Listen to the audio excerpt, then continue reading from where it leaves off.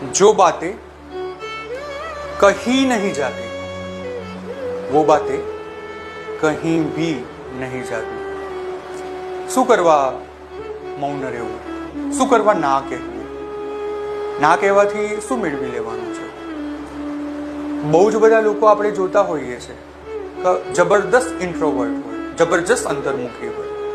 મને ઘણી વખત એવું થાય કે આટલા બધા ઇન્ટ્રોવર્ટ થવાનું કારણ શું? વધારે પડતા અંતર્મુખી, વધારે પડતા વિચારોને અથવા વાત અથવા બાબતોને અંદરને અંદર રાખવી, એ તો એક પ્રકારનું ઘૂંટણ છે, એ તો એક પ્રકારની પીડા છે.